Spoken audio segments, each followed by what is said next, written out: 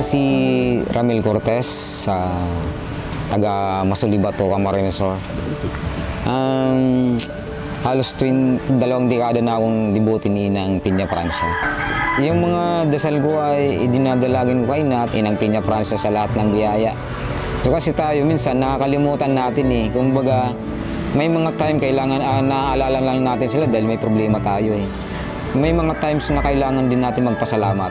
Yung tipo na ibigay naman natin sa kanya yung sarili natin. Thank you sa lahat.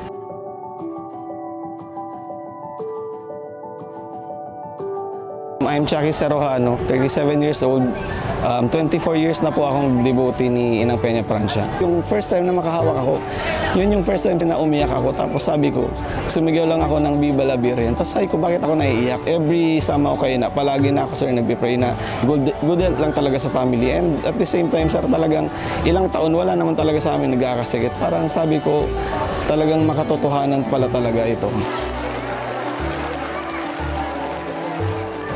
Kung kaya ko na every Sunday, yung 4 na linggo sa isang buwan, punta kami sa simbahan, gagawin ko.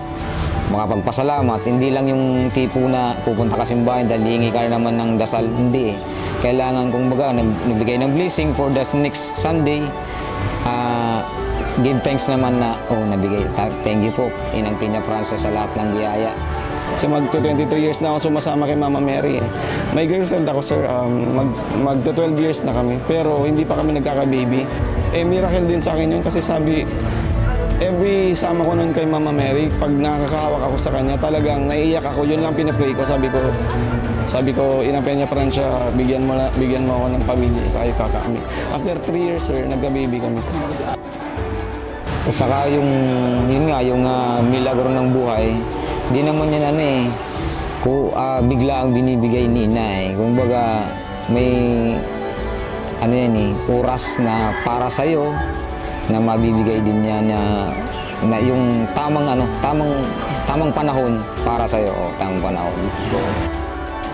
Ang advice ko lang sana, if ever man na magiging devotee kayo ni Inang Peña Francia, sana may talagang ginugol kayo or may ini-aim kayo or hinihiling kayo sa kanya.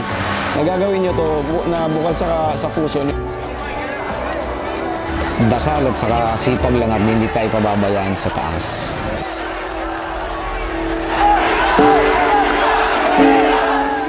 Magtiwala lang talaga kay Lord. Huwag mawawala ng pag-asa kasi hanggat nabubuhay tayo, may pag-asa.